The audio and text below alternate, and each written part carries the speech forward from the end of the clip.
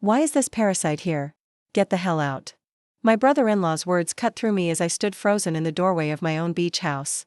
His entire family treated my sanctuary like their playground, and in that moment, everything I thought I knew about family unraveled. But what they didn't know. I wasn't leaving without a fight. My name is Claire, and I'm 32 years old. I work as a marine biologist in Charleston, South Carolina, where I've spent the last decade building a career I'm proud of. The beach house where I was currently being screamed at wasn't just any property, it was mine. I bought it 3 years ago with money I'd saved and invested carefully, a reward for years of hard work and sacrifice. It sat right on the coast near Myrtle Beach, a 2-hour drive from Charleston, and it was my sanctuary. But looking at my brother-in-law's furious face, you'd think I was the one trespassing. Excuse me, I managed to say, my voice steady despite the fury rising in my chest. You heard me, he snapped. His name was Kevin, and he'd been married to my older sister, Jennifer, for 5 years. We're having a family gathering here. Nobody invited you. I blinked, trying to process what was happening. Kevin, this is my house. I own it.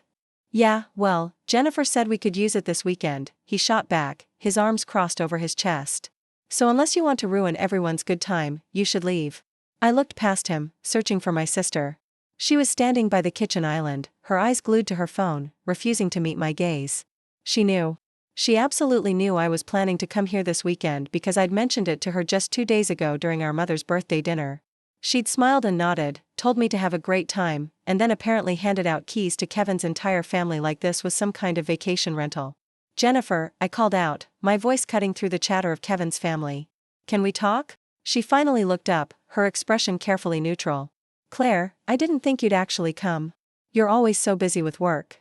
I told you I was coming. I specifically said I needed this weekend to decompress. She shrugged, a gesture so casual it made my blood boil. Well, Kevin's family needed a place to stay, and this house just sits empty most of the time. I figured you wouldn't mind. You figured wrong. Kevin stepped closer, his jaw tight. Look, we've got 15 people here who drove hours to get to this place. You're one person. Do the math. Just go back to Charleston and come back next weekend. I stared at him, appalled by the audacity in every word. His family was watching. Now, some looking uncomfortable, others smirking as though this was some kind of entertainment. Kevin's mother even shook her head at me, as if I were the one being unreasonable. Something inside me shifted. I had spent my entire life being the accommodating one, the sister who didn't make waves, the daughter who kept the peace. I'd loaned Jennifer money when she and Kevin were struggling with their mortgage. I'd babysat their kids countless times without complaint. I'd even helped Kevin's brother move last summer, spending an entire Saturday hauling boxes in 100 degrees heat. And this was how they repaid me. I smiled. It wasn't a warm smile. It was the kind of smile that comes when you realize you're done playing nice. Sure, I said calmly. I'm leaving. Kevin looked surprised, as if he'd expected more of a fight. Good. Finally, some sense. I turned toward the door, then paused. Just so we're clear, Kevin, you're saying you want me to leave my own property? That's exactly what I'm saying. And Jennifer, you're okay with this? My sister wouldn't look at me again. It's just one weekend, Claire. Don't be dramatic. I nodded slowly, my mind already racing through everything I needed to do.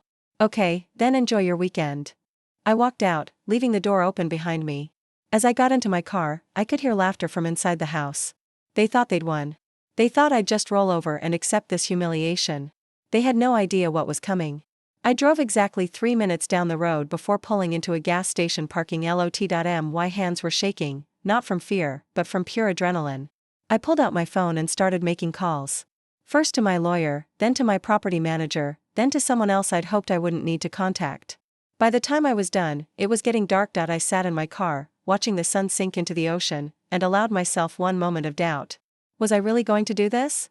Was I really going to burn every bridge with my sister over a beach house? Then I remembered Kevin's face, the contempt in his voice, the way Jennifer had just stood there and let him humiliate me. Yes, I was absolutely going to do this. And they would regret ever treating me like I didn't matter. Growing up, Jennifer and I had been close. Or at least, I thought we were. She was 3 years older, the firstborn daughter who could do no wrong in our parents' eyes. I was the quiet one, the bookish kid who spent more time studying marine life than going to parties.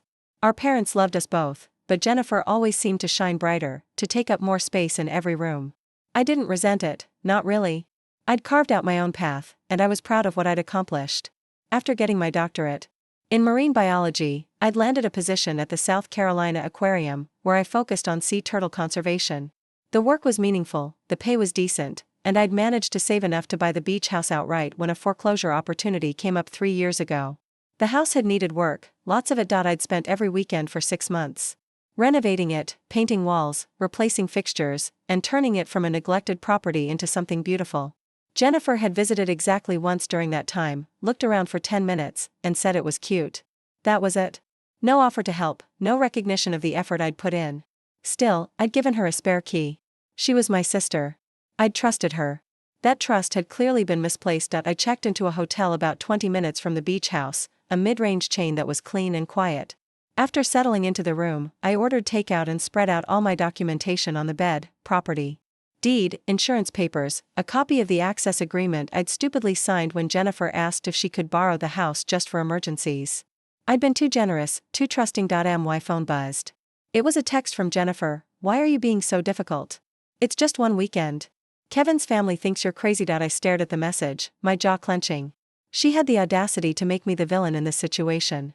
She'd given away access to my property without asking, let her husband scream at me in my own home, and now I was the difficult one. I typed back, "We'll talk about this later." Her response was immediate. "Don't be such a drama queen."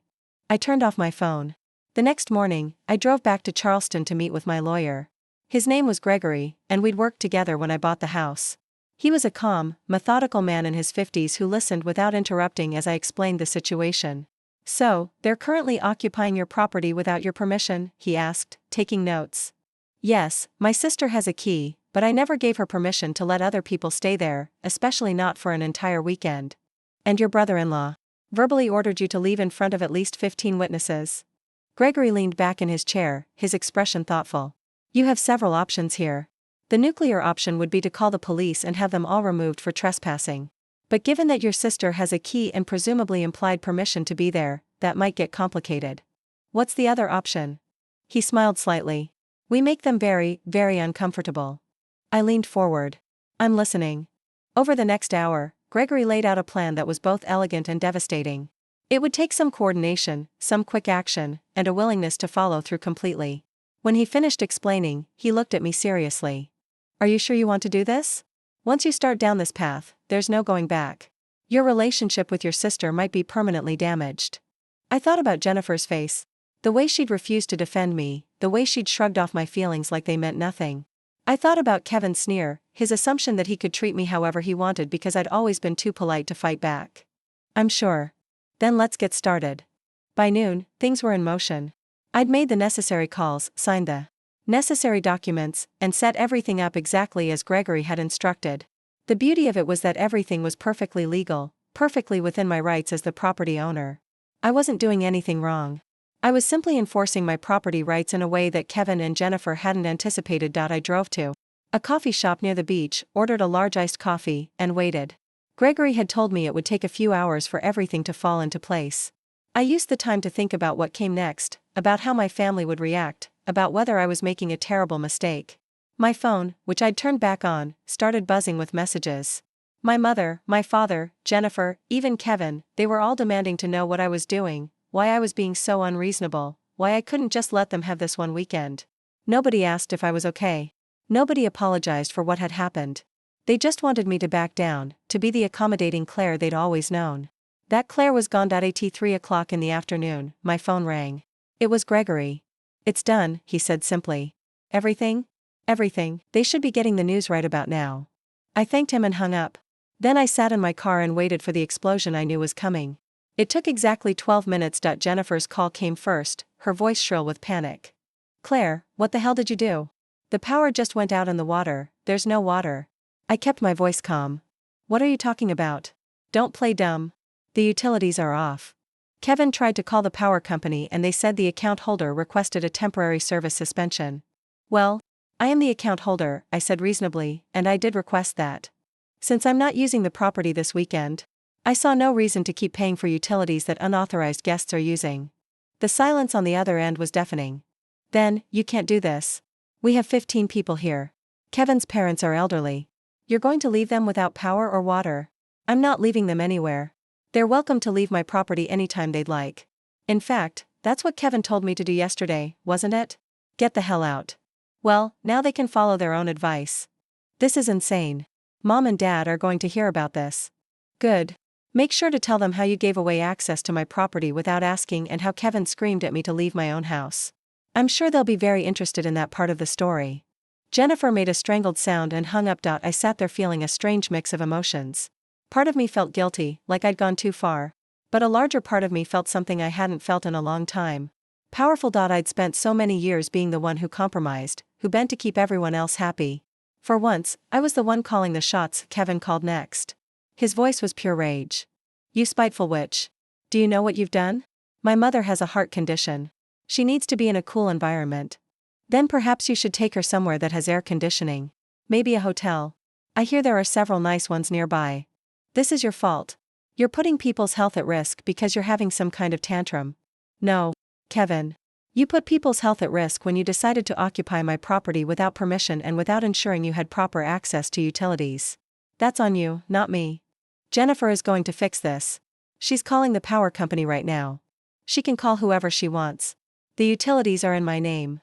The house is in my name, and only I can authorize reconnection. And I won't be doing that as long as you're there. We'll sue you for this. For what? Exercising my rights as a property owner.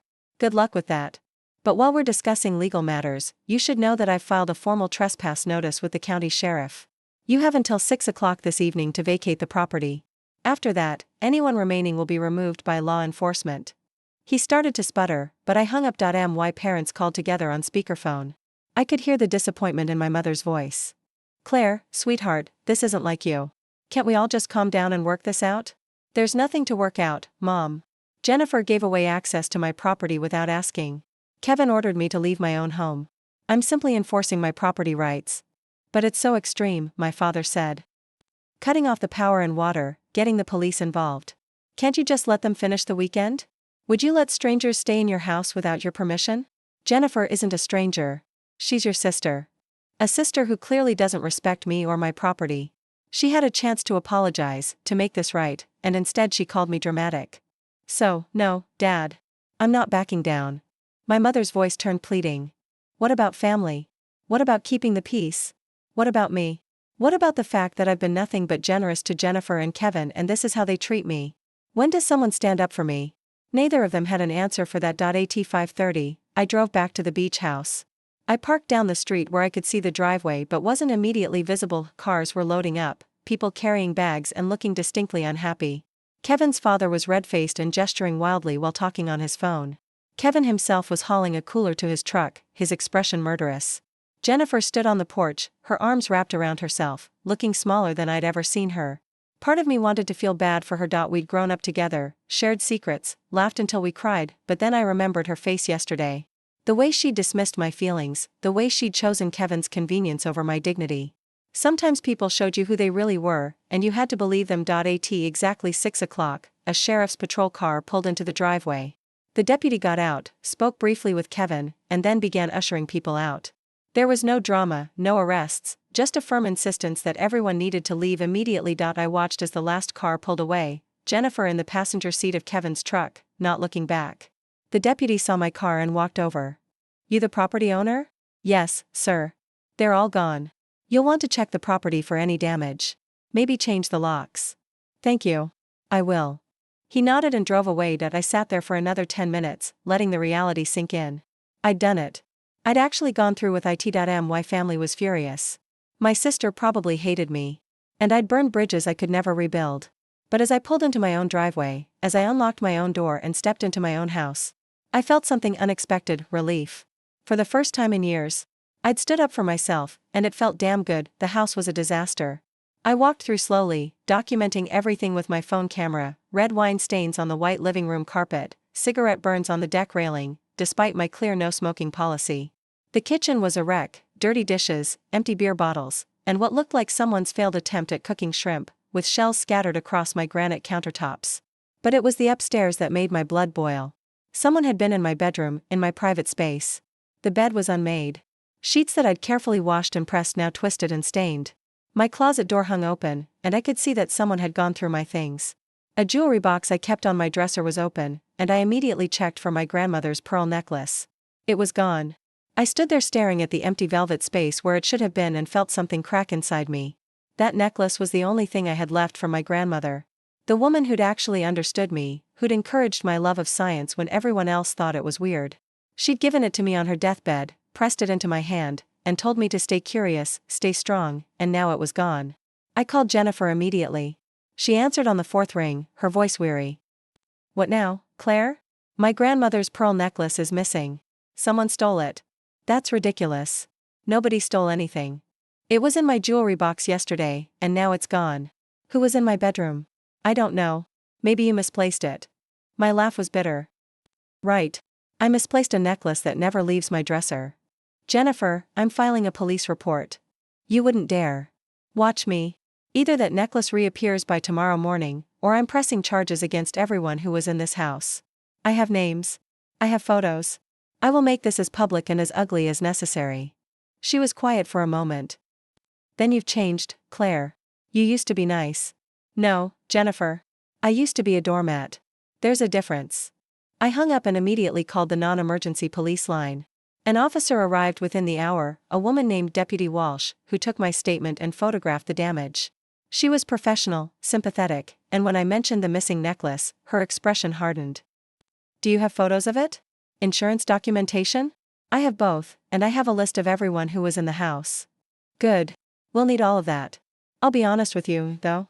Proving who specifically took it will be difficult unless someone confesses or we find it in their possession." "I understand." After she left, I spent 3 hours cleaning, scrubbing wine stains, washing sheets, disinfecting surfaces that strangers had touched. With every swipe of the sponge, my anger grew. This wasn't just about a weekend anymore.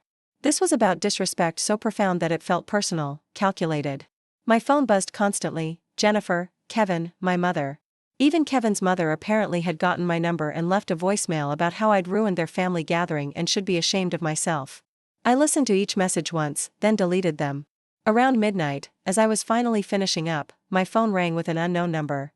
I almost didn't answer, but something made me pick up. "Claire, it's Melissa." Melissa, Kevin's younger sister. We'd actually gotten along during the few times we'd met, though I hadn't seen her in over a year. "Melissa. Hi. Look, I heard about what happened this weekend. And I just wanted to say I'm sorry. What Kevin did was completely out of line." I sank onto the couch, suddenly exhausted. "Thank you. That means a lot. He's always been like this, you know, entitled.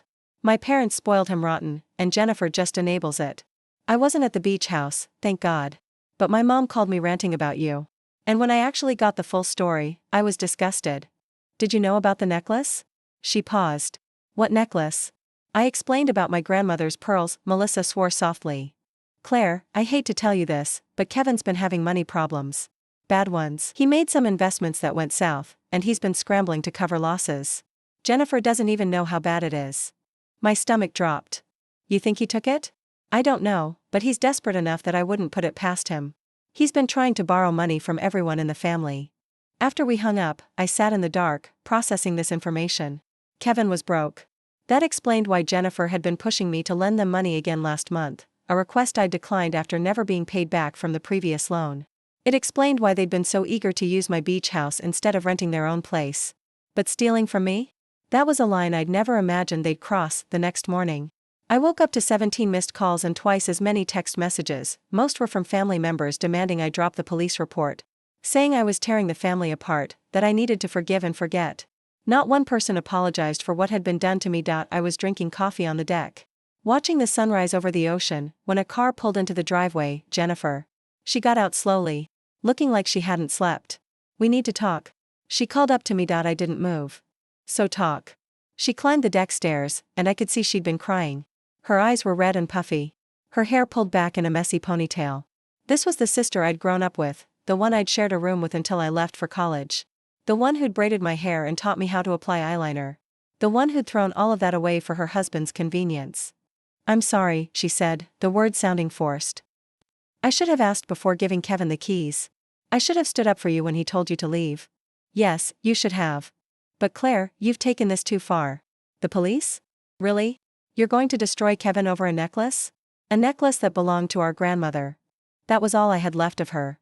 It's just jewelry. It can be replaced." "No, Jennifer, it can't.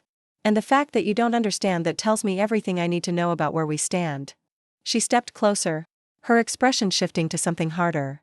If you pursue this, if you press charges, Kevin could lose his job. He works for the city. A theft charge would ruin him. Then he shouldn't have stolen from me. You don't even know if he took it. It could have been anyone. Then tell him to prove his innocence. Let him turn out his pockets, his car, his house. If he has nothing to hide, he should have no problem with that. Jennifer's face flushed. You're being unreasonable. I'm being unreasonable? I'm not the one who stole. I'm not the one who violated someone's trust and home. That was your husband, Jennifer. That was you by enabling him. Fine, she spat. Fine. You want to play hardball? Let's play. Mom and Dad are selling their lake house. They were going to leave it to both of us when they died. But guess what? They're changing their will. Everything goes to me now. You're cut out completely. The words should have hurt. A month ago, they would have devastated me. But standing there looking at my sister's twisted expression, I felt nothing but cold clarity. If that's what they want to do, that's their choice. But Jennifer, understand this, I'm done.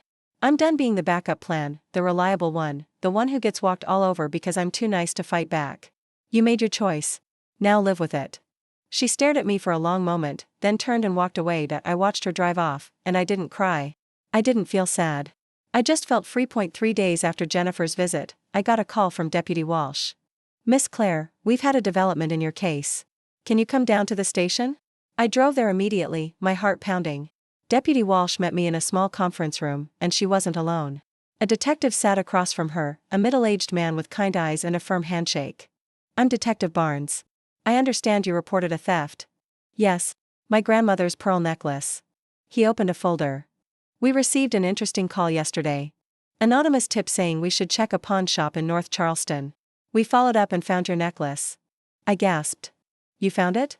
We did. The pawn shop owner provided us with security footage and the name of the person who pawned it. He slid a photograph across the table. It was Kevin.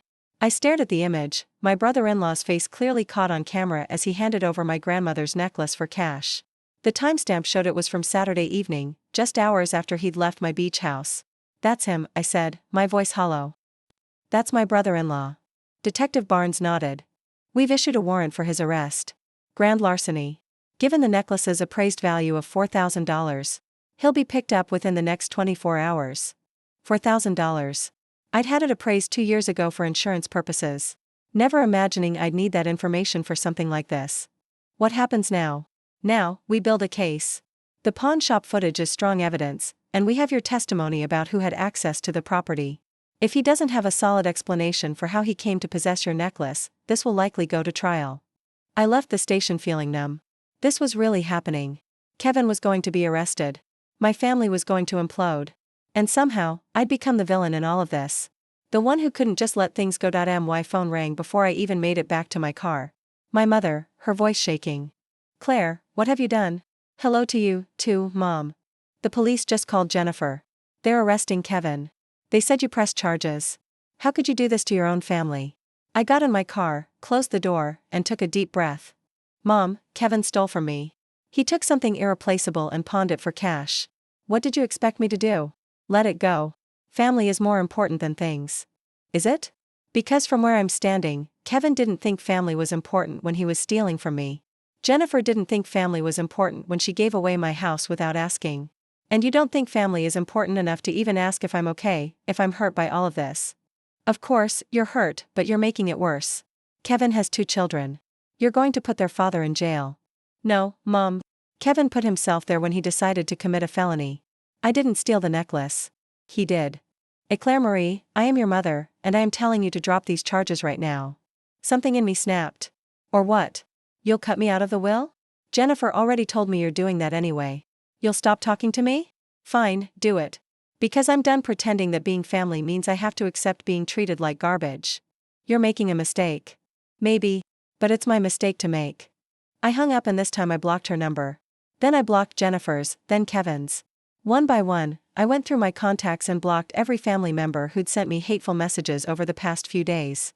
The silence that followed was deafening. That evening, I was back at the beach house, sitting on the deck with a glass of wine when I heard footsteps on the stairs.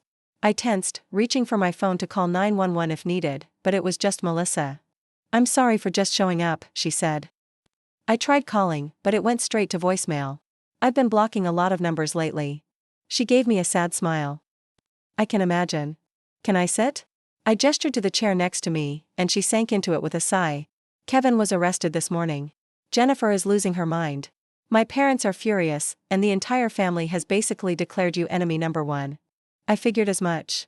For what it's worth, I think you did the right thing. Kevin's always gotten away with everything because people are afraid of upsetting him. It's about time someone held him accountable. That seems to be a minority opinion.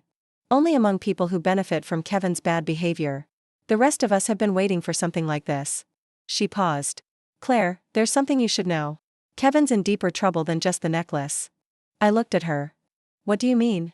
When he got arrested, Jennifer went through his office. She found documents, bank statements, emails. Kevin's been embezzling from his job. Not a lot at once, but over the past 2 years, he's taken almost $50,000. I felt my jaw drop. $50,000? He was covering it up by manipulating expense reports and vendor payments, but now that he's been arrested, his employer is doing an audit.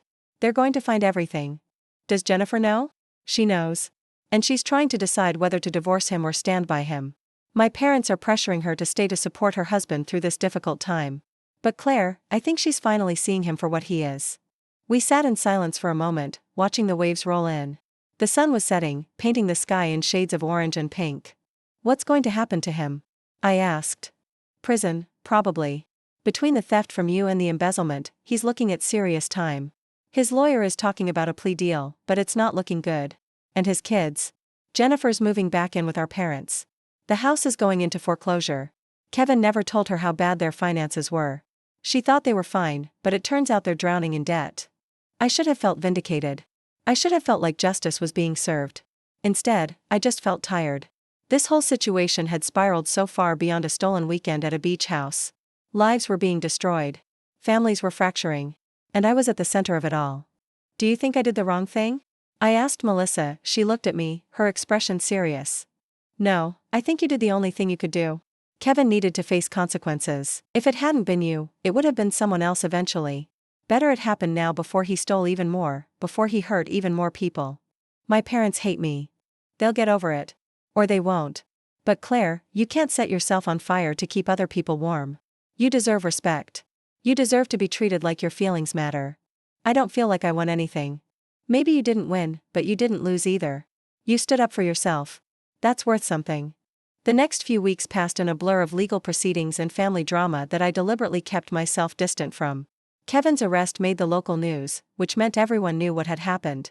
The marine biology community in Charleston is small, and I found myself fielding questions from colleagues and dealing with awkward conversations in the break room. I heard your brother-in-law got arrested. My research partner said one morning, trying to sound casual. He did. That must be hard.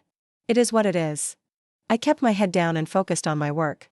We were in the middle of sea turtle nesting season, which meant long hours monitoring beaches and protecting eggs from predators.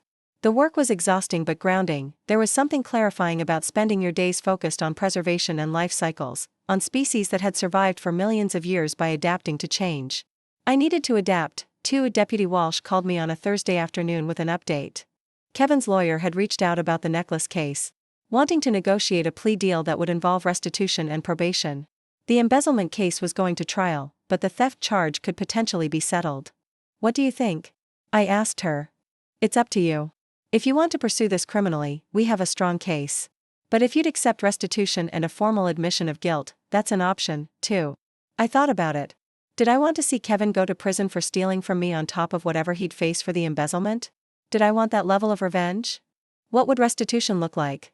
He'd have to pay you the full appraised value of the necklace, plus damages for the other property damage at your beach house, and he'd have to plead guilty in court, which would go on his record. Let me think about it. That evening, I got an unexpected visitor. Jennifer showed up at my apartment in Charleston, looking hollow. She'd lost weight, her cheekbones sharp beneath her eyes, and she seemed to have aged 5 years in the past month. Can I come in?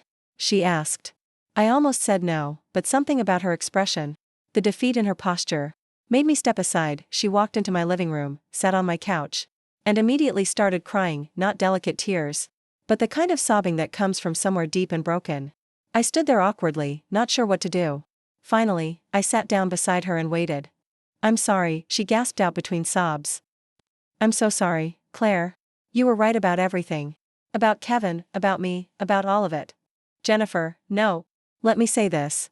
I was a terrible sister. I chose Kevin over you repeatedly, and I convinced myself it was okay because he was my husband and you were always so strong, so capable. I thought you didn't need me the way he did. I did need you. I needed you to have my back. I know. I know that now. She wiped her eyes. Kevin's lawyer showed me everything. The embezzlement, the gambling debts, the lies. He's been lying to me for 2 years.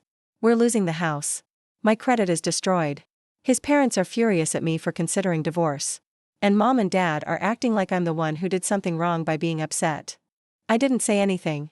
What was there to say? The necklace, she continued. He told me he found it at a pawn shop. That he was going to surprise you by buying it back. I actually believed him. I defended him to you. And the whole time, he was the one who took it. I know. I don't expect you to forgive me. I don't even know if I deserve forgiveness, but I needed to tell you that I see it now. I see what I did, what I enabled, and I'm sorry. We sat there in silence for a long time. Finally, I spoke. I forgive you. She looked at me, startled. What? I forgive you. Not because what you did was okay and not because we can just go back to how things were, but because holding on to anger is exhausting, and I'm tired. You're my sister. I love you. But loving you doesn't mean I have to accept being treated badly. Fresh tears rolled down her cheeks. What do we do now? Now you figure out your life. You decide if you're staying with Kevin or leaving him. You rebuild. And I do the same.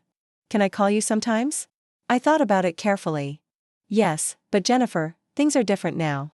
I'm not going to be your backup bank account, or your free babysitter, or the person you only remember exists when you need something. If we're going to have a relationship, it has to be equal. I understand. And I'll do better. I promise. After she left, I called Deputy Walsh and told her I'd accept the plea deal for the necklace case.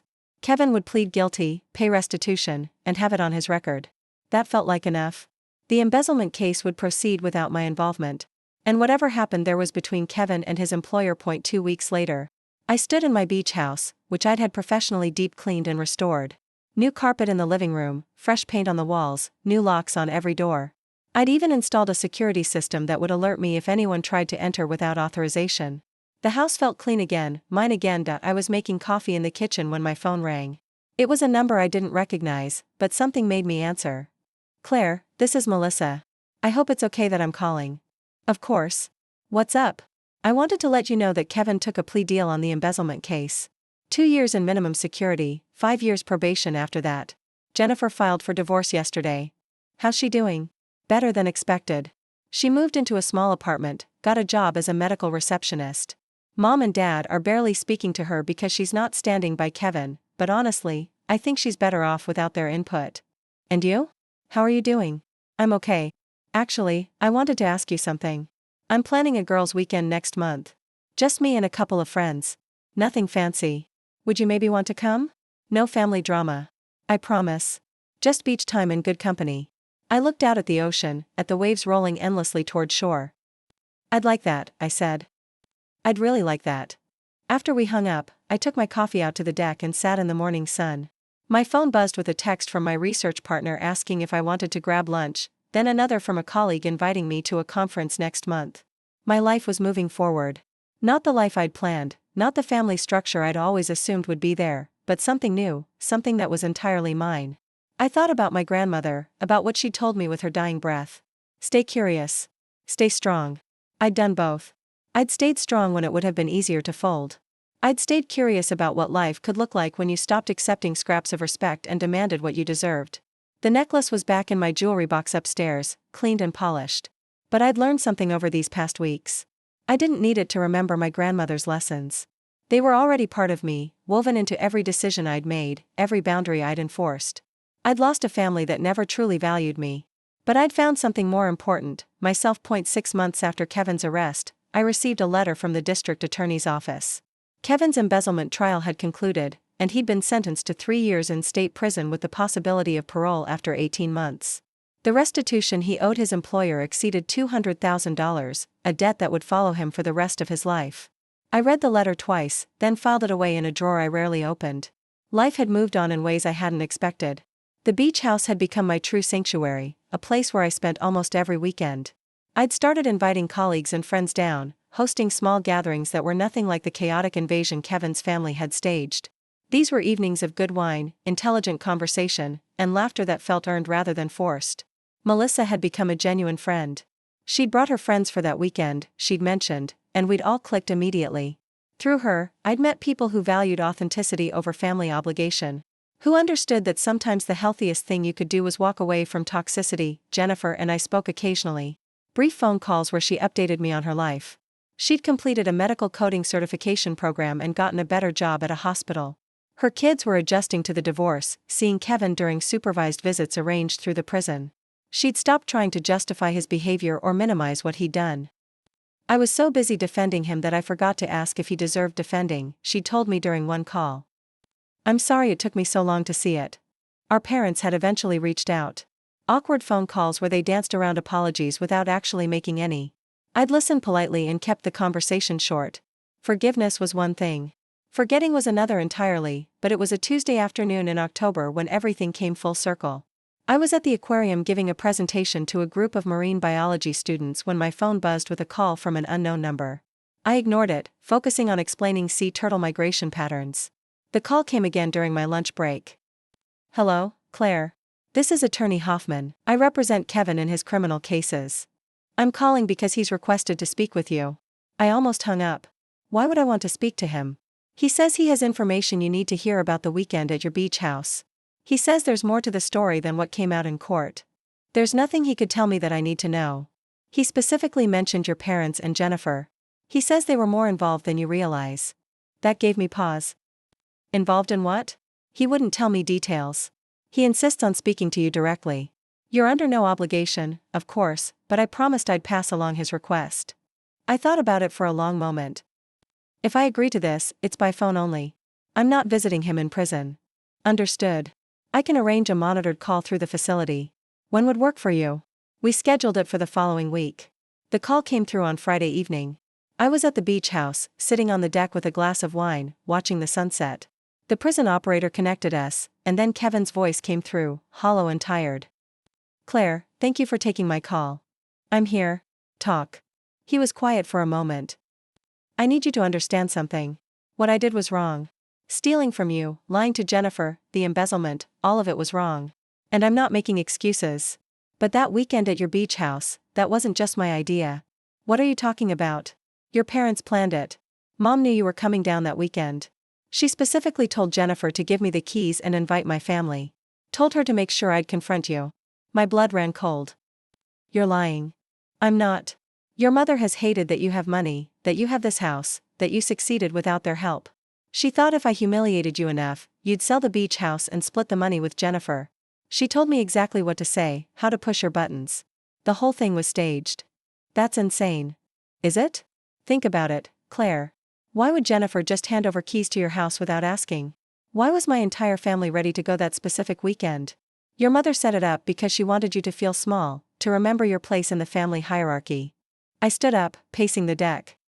Even if that's true, you still stole from me. You still took my grandmother's necklace. I did. And that part was all me. I admit it. I was desperate for money. And I saw an opportunity. But I want you to know the truth about how we ended up there in the first place. Your parents used me as a weapon against you.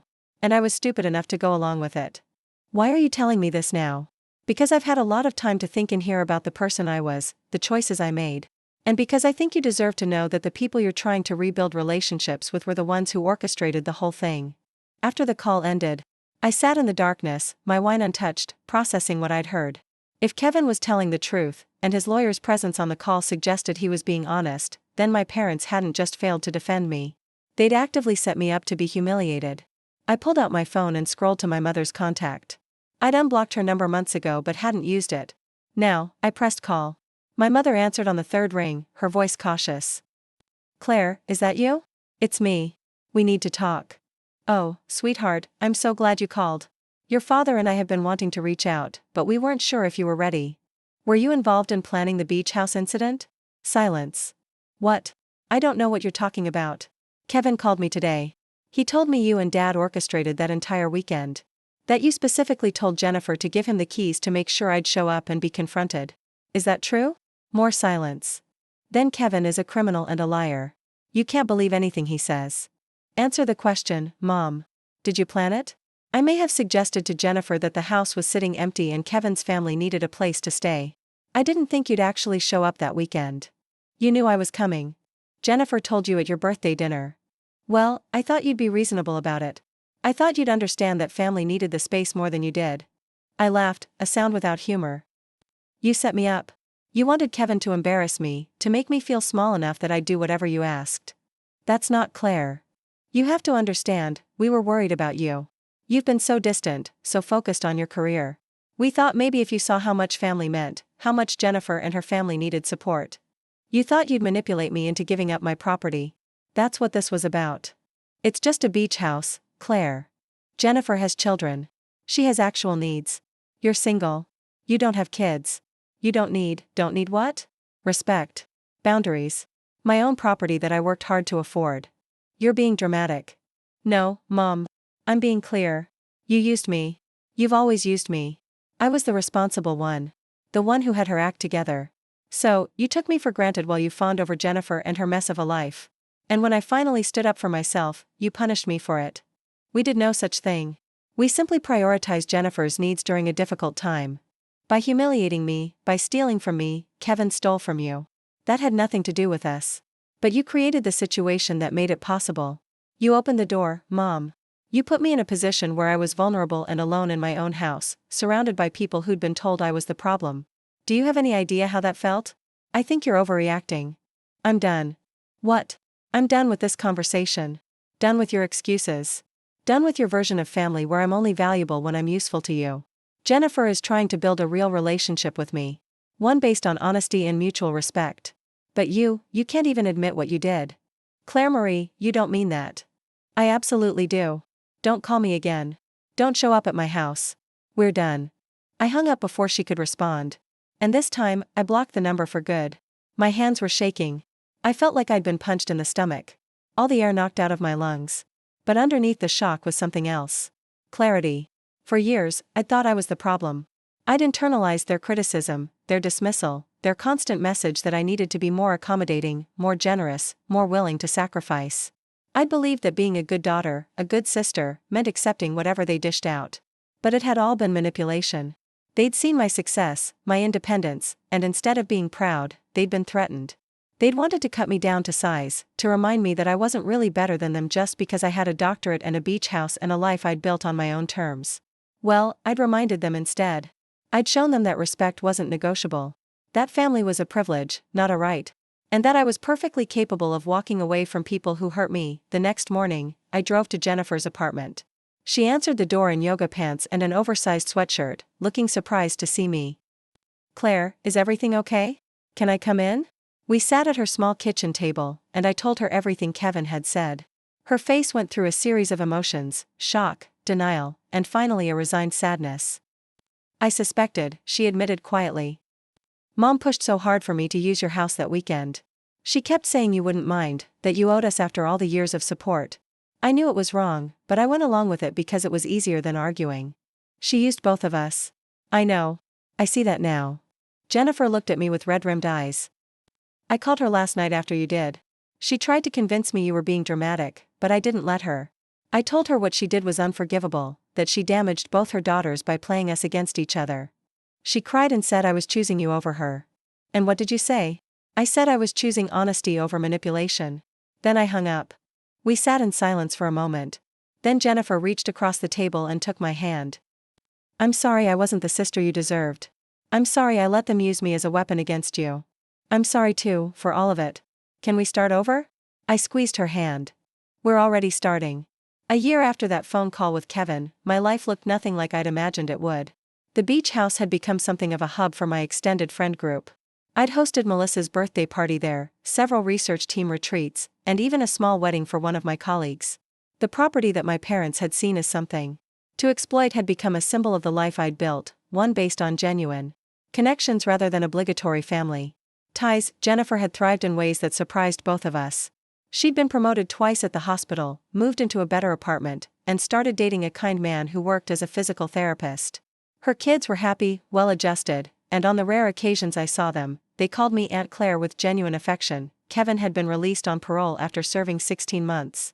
I'd heard through Melissa that he was working at a warehouse, living in a halfway house, and sending Jennifer his meager child support payments on time. He'd written me a letter apologizing again, which I'd read once and then filed away. I didn't hate him anymore.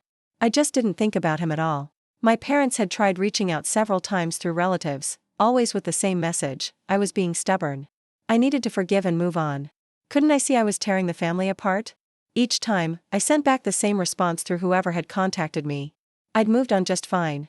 And if the family was falling apart, perhaps they should examine why that was. The lake house they'd threatened to cut me out of? They'd sold it 6 months ago to cover debts I'd never known they had. Apparently, they'd been living beyond their means for years, keeping up appearances while secretly drowning. Without my financial safety net, the emergency loans I'd always provided, the gifts I'd given, they'd finally hit bottom. I felt no satisfaction in their struggles, just a quiet acknowledgement that everyone's choices had consequences, including mine. It was a Saturday in November when I got the call that changed everything. I was at the beach house with Melissa and 3 other friends, preparing for a small Thanksgiving gathering we'd planned. "Claire, it's Jennifer. Dad had a heart attack. He's at Charleston Memorial." I went alone. Telling my friends to continue with dinner preparations, the hospital was bright and sterile. And I found Jennifer in the cardiac unit waiting room, looking exhausted. "How is he?" "Stable. They did emergency surgery. He's going to be okay. But Claire, he's asking for you." "Where's Mom?" "In with him now. She doesn't know I called you." I sat down next to my sister. "I don't know if I can do this. I'm not asking you to forgive him or pretend everything's fine. But he almost died tonight and he's scared. Whatever he did, whatever Mom did, he's still our father." I thought about that. About the man who taught me to ride a bike, who'd been so proud when I got into college. Who'd slowly transformed into someone I didn't recognize as he'd aged. Where had that transformation started?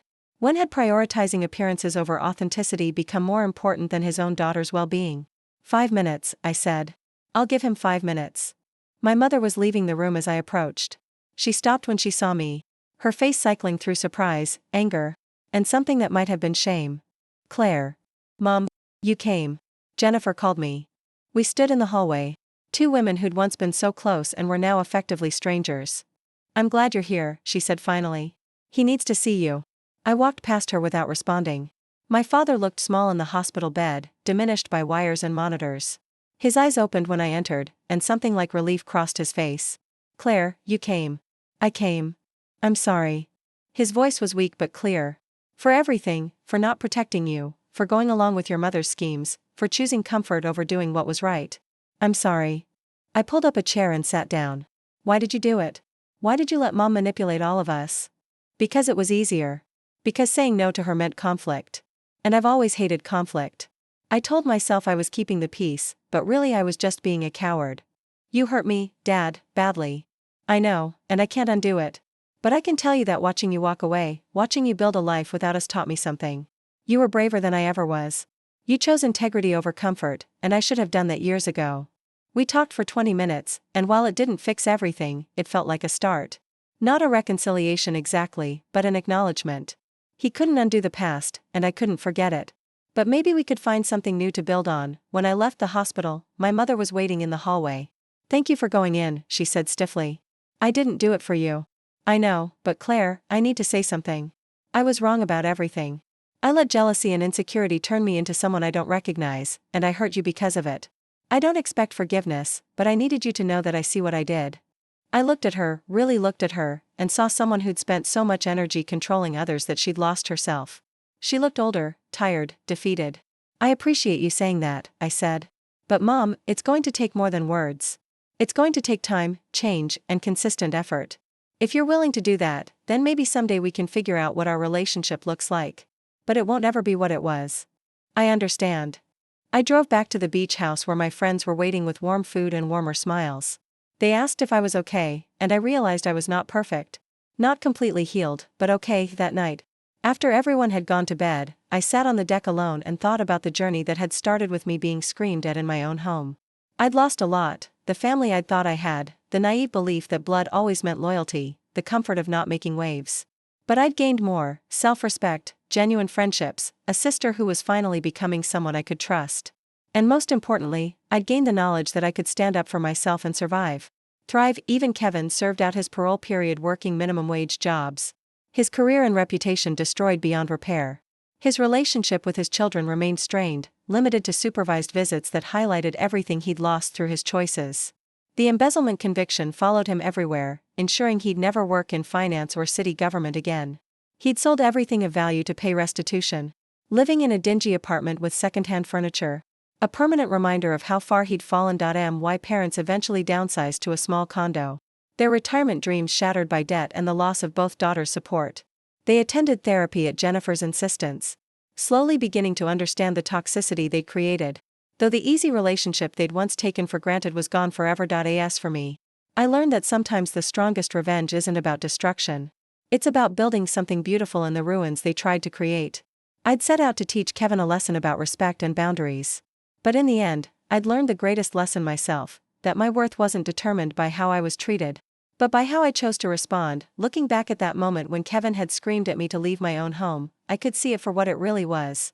Not an ending, but a beginning. The beginning of a life where I finally put myself first.